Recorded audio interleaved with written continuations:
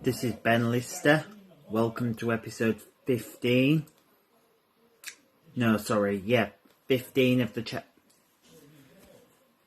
15 of the Chatbox podcast. Today's interview was back in early May, late April, early May with Nigel Bond from Boom and his syndicated show on now Rover FM. So yeah, here's his interview. One more upload coming later tonight, so enjoy this interview and I'll see you in the wrap up with Nigel Bond. Here we go. Okay. Hello everyone, welcome to another Chatbox podcast. Here for episode 15. How are you doing today? Right, let's crack on. As you know, I have a guest to talk about their career or job. So let's crack on with this week's guest. It's broadcaster Nigel James. Hello Nigel, welcome along. Hello Ben, it's great to be on your podcast and thanks for inviting me on. I just hope I can live up to some of the big names you've had on before. Of course you can. That's fantastic. Okay, right, have you got some questions you want to fire at me? Yeah, that's good. How are you today? I'm fantastic. 5 questions about radio and broadcasting, if that's okay. That's fantastic. You ready to rumble in the jungle? I'm ready to rumble in your jungle, Ben. Let's go for it. Question 1. Let's go for it. Okay. Where did you start your broadcast career?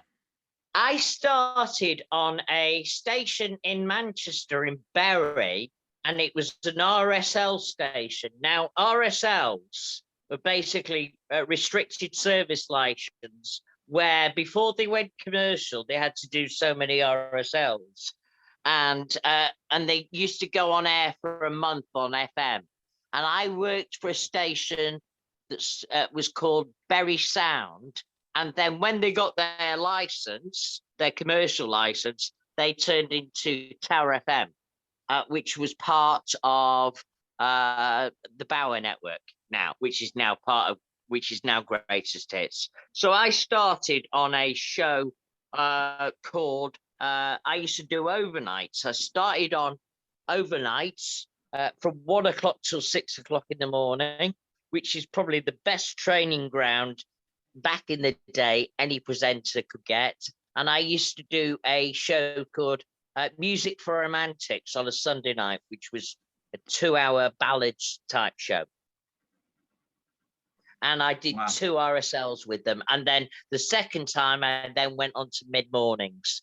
So they decided that I needed some daylight. And I went from 9 o'clock till 12 o'clock on mid-mornings, Monday to Friday. Yeah, that's brilliant. That's a great start to your career.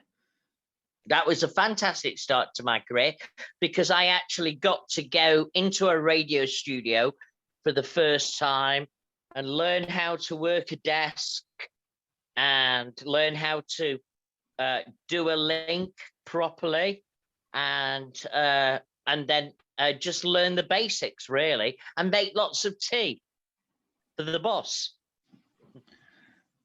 That's good. Question 2. Who were your broadcasting inspirations growing up? My broadcasting inspirations, I would say back in the day, Noel Edmonds, when he used to do the breakfast show on Radio 1, I loved that. He used to have a thing, Dingley Dell, where they had this fictional place that he used to come from and everything, and it was brilliant, absolutely brilliant.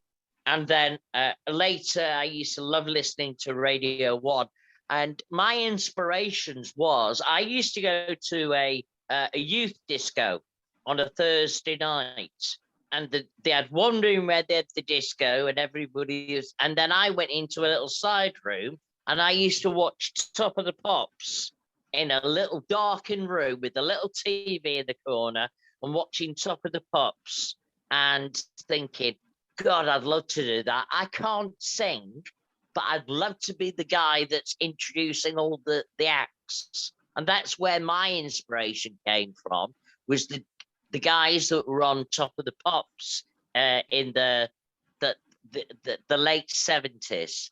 And then early 80s, there was a station in the Northwest called Red Rose Radio.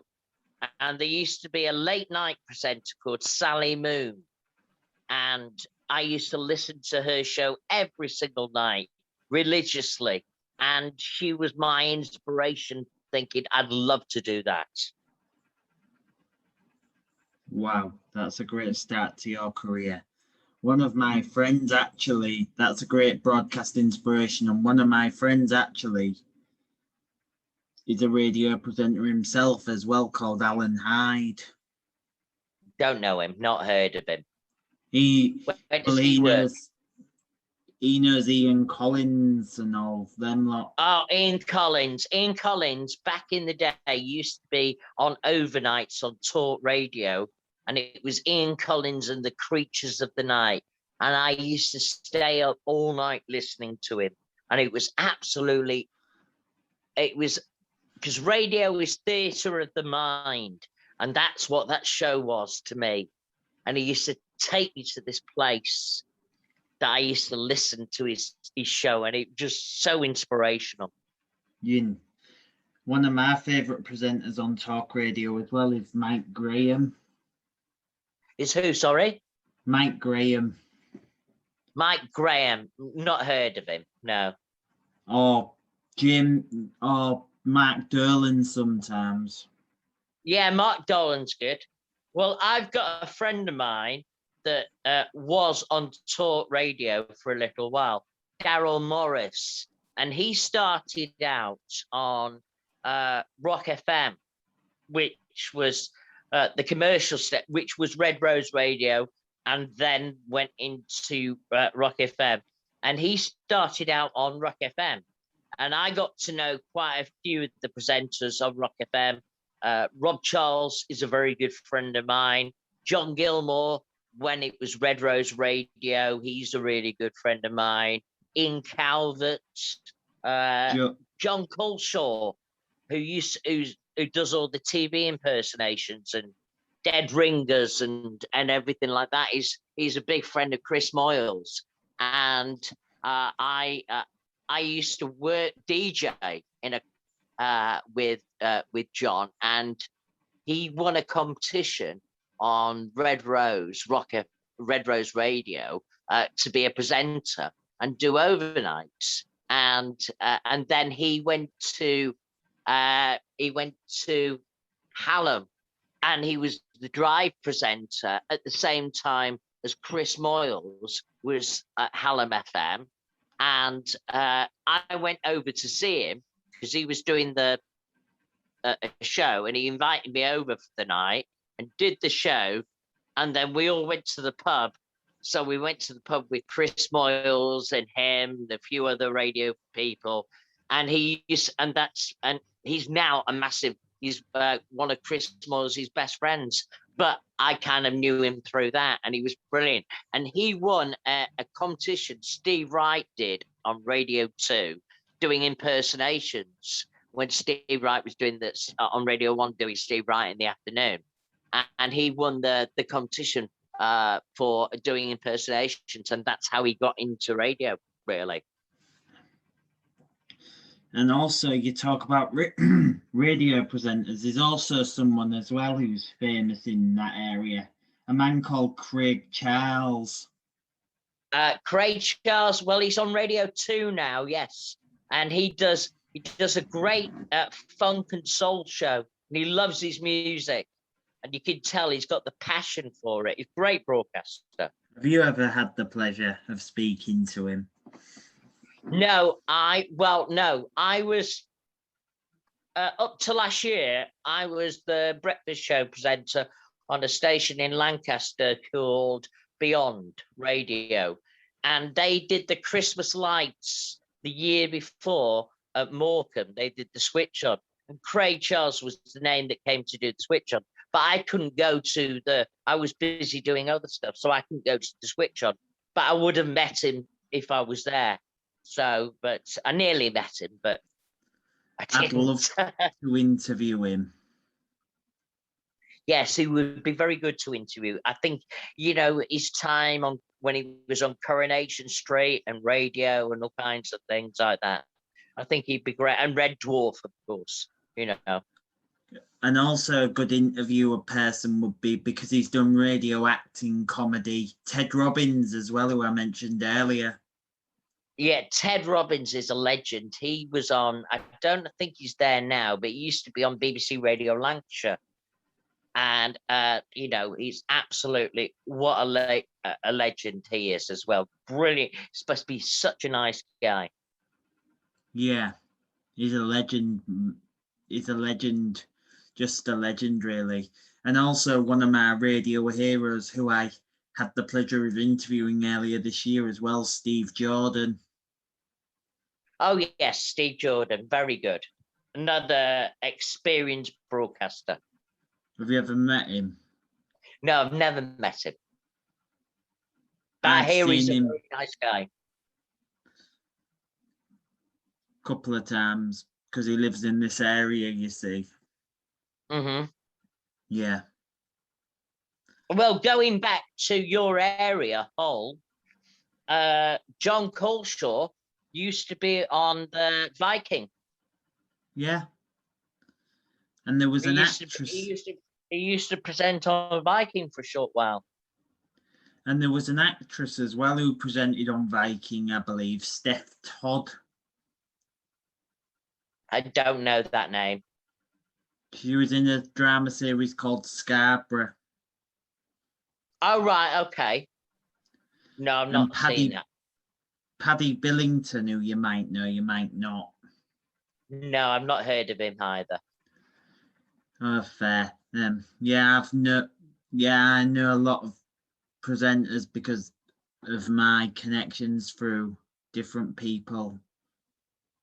Well, that's great. At the end of the day, the more people you know in the industry and they know you, and the industry is such a small world, really. Everybody kind of knows everybody. We don't talk to each other every day, but people do know each other and know about each other. And that's a great way of kind of opening doors with your own career and getting to talk, getting advice.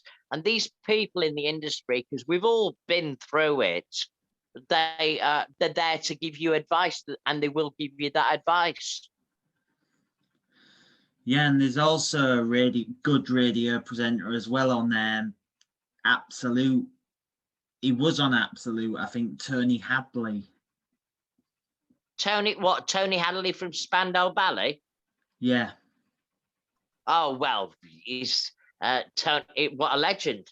I mean, look at Martin Kemp and his son Ronan now does Capital Breakfast. I personally preferred Capital Breakfast when Kirsty was doing it, but that's just my opinion. Yeah, well, but Capital Breakfast with Ronan is out of London, and Kirsty was on Capital Breakfast for Yorkshire. She was on she was on Capital Yorkshire, basically.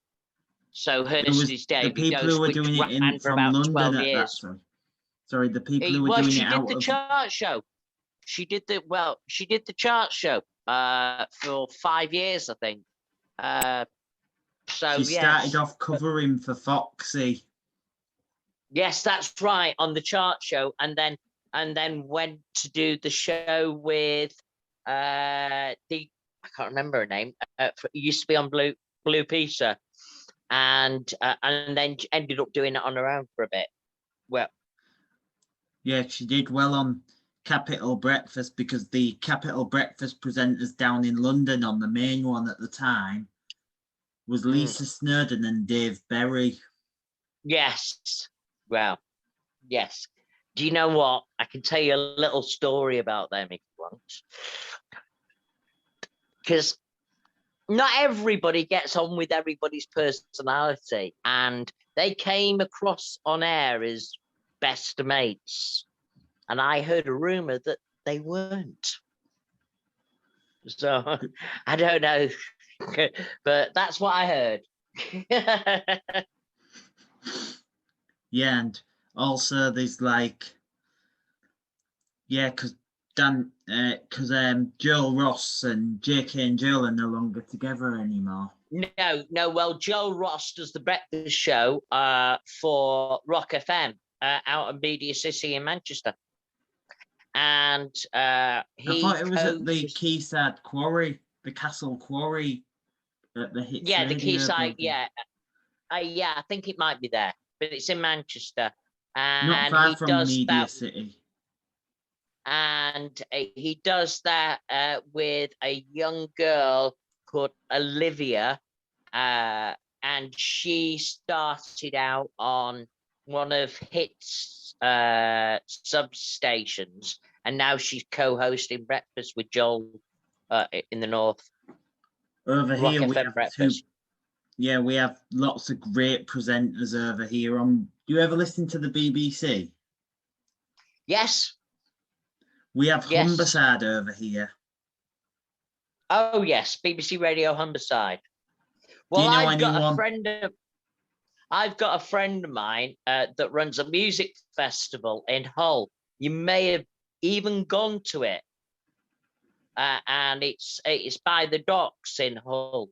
And obviously, it wasn't on last year because of coronavirus. What's his Called name? Mark Page, and he runs a massive music, and it's all unsigned artists and local artists, and they get great. They get great support from BBC introducing. Do you know anyone who works at Humberside? No, I don't know anybody who works at Humberside. So, without carrying on with name dropping, so what's your other question for me? Sorry, name dropping again. We're getting sidetracked. I know you love to name drop, don't you? Because you're so the name passionate of the about radio. That's the sidetrack. That's it. So what's your next question for me? What is your favourite part about the job? Do you know what I love about is connecting with the audience and just going in, and you have that nervous vibe when you just open the mic fader and it's you talking to the audience. And it was actually Kirsty gave me some great advice, and she said, you want to talk to your mate, you want to talk to your listener like you sat down in the pub just talking to your mates. Be yourself. Don't be anybody else. Just be yourself and talk as if you sat in the pub with your mates. And that was great advice. Legend she is, and she knows her stuff, and she loves radio. Oh, she's radio through and through.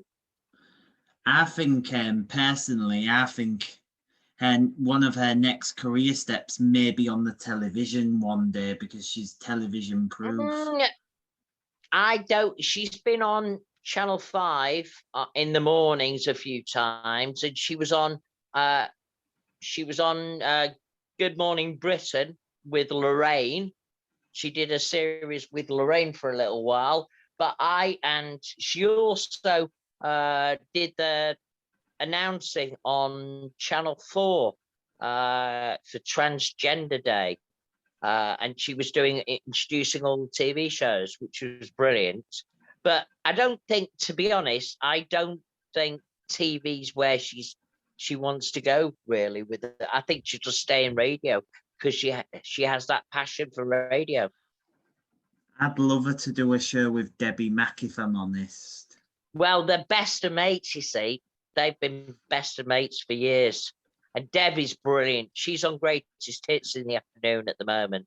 And I was lucky enough that on my show, that's my syndicate show, Hits and Memories, which can be heard every Saturday on Bolt Radio at 3:00.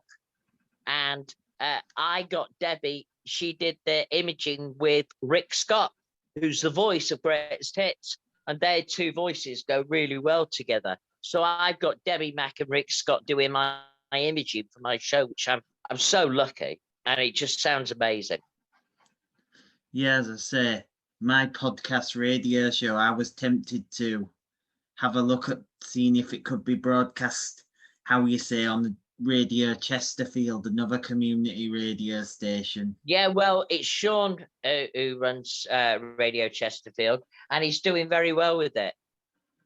I was going to see if maybe syndication or something. I think syndication is the way forward for something like that, podcasting and syndicated. But I won't ask for any money of it. No, you just want to get it out there, really, don't you? Because even though it goes out in the Hull region, say, for example, my Hasty interview goes out in the Hull region, I also have friends in the North Derbyshire region of England. There's, I would say with your podcast, why don't you offer it to internet stations to start off with? Because there'll be a lot of internet stations, and maybe add some music to it and make it a 60-minute show, and then offer it to internet stations. And I think you'll find... That's what we're doing with Hull Kingston Radio. We're going to turn it into a proper show. And put the music together and see what Hull and East Yorkshire, this area, think of it first. And then you can ask people you've got on your podcast, you can ask them what their favourite songs are, and then play those songs into the show. Yeah, really, yeah. Because in my series, in my podcast radio series, show series, I just go around interviewing my heroes, basically. I mean, you could ask people what they, the presenters, what was the first song they bought. I remember my first song that I bought. Do you remember the first song that you bought, Ben? I think it was my old mother. I think one of the first songs I heard was The Who by Barbara O'Reilly on the Top Gear Greatest Hits album. Wow. I remember the first song I ever bought, and I got a record player as a Christmas present, and I went down to Woolies and I bought Blockbuster by The Sweets, and that was the first song that I ever bought. Yeah, because after that, showing my age now. After that, I was obsessed with The Who. Oh wow, great band. Yeah. Roger Daltrey, amazing. Pete Townsend, amazing. Question 4. How has COVID affected your life and line of work? The way it's affected it is because obviously when COVID hit, everybody started doing remote shows. And so you couldn't go into the studio to do your show live. And a lot of stations had to voice track. And that's how I got the breakfast show on Beyond Radio in Lancaster, because they asked me to do the breakfast show, and I couldn't, where I was in Preston, where I was living, I couldn't get over there in the morning. And I said, couldn't do it. So I'll just carry on doing the Saturday show, the Hits and Memory show. And then when COVID hit, said, we're going to have to remote all the presenters, and would you be interested in doing it, the breakfast show, and we'll provide you with the kit and you could do it. And that's what I did. So I ended up going on to breakfast and doing the breakfast show for about 9 months on the breakfast show. And that's how I used to do it. I used to get out of bed at 3:30 in the morning, because it was a breakfast show. I didn't want a voice, and it was voice tracked. And I didn't want to do the show, the voice track links the night before. So because I wanted it to feel like a breakfast show. So I dragged my butt out of bed at 3:30 every morning, and then proceeded to voice track from about 4:30 till about 6 o'clock. And then the show went out at about 5:30, and then it'd go out from 6 o'clock in the morning. So it felt like a breakfast show. So that's how it impacted me, really. I had to go to bed very early and get up very early. Yeah, that's brilliant. Final question on the list. What advice would you give to young aspiring broadcasters? Do you know, there's a couple of bits of advice I would give. If you're coming out of a song and the vocals at the end of the song, don't talk over the vocal, because if Paul McCartney wrote a song, he doesn't want some DJ talking all over his singing. Let the song play out and then talk. So that's one piece of advice I got from a very good broadcaster. And another one, advice somebody gave to me, is if you're going to want to work for a station, listen to other radio stations that play similar type of music, have similar type of presenters, and listen to radio as much as you can, and then listen to the presenters on the station and listen to see how they do it. Brilliant piece of advice. Thank you. That's it for today. Thank you very much for joining us today, Nigel. It's been a pleasure, Ben. And I just hope I've lived up to the amazing superstars that you've had on your podcast previously, and it's been amazing being on the show. And I wish you all the success in your broadcasting career. And yeah, people have called this show legendary, and they've called me a legend for having so many famous faces. You are. I mean, to get all these big names in broadcasting on your podcast is amazing. You know, to come up with a concept idea and then go out and do it and get the big names in broadcasting on your podcast. You know, well done, you. And I'm doing work for a community radio station as well. That's a great way. If somebody wants to get into radio, community radio, it's like local radio was 20 years ago. And that is a great way to get in for somebody who wants to go into radio. Community, hospital radio, those are the way forward, definitely. Yeah. One person I'd love to get on my podcast before we wrap up is Peter Kay.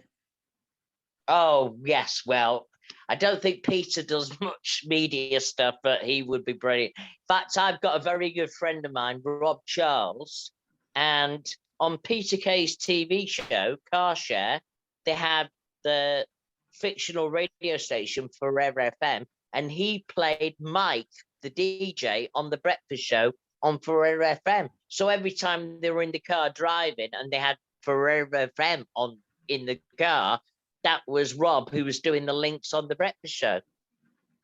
Wow. And he also played one of my favourite songs as well on that programme, John Farnham, You're the Voice. Oh, that's brilliant. I'm going to ask you a question now, and you should know this, okay?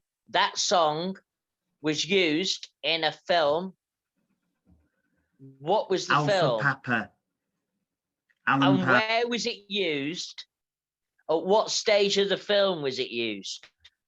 The armed siege, where they were on the run. And where were they on the run? In what vehicle? In the station van. That's it. The outside broadcast van that they nicked. And they played that song. And it was just a great film. If you're into radio and you're a bit of a radio geek, that is a great radio film to watch. If Alan Partridge was a radio presenter, I'd love to have him on my podcast. Oh, if you could get Alan Partridge on your podcast, I'd say, well done, you. That would be amazing.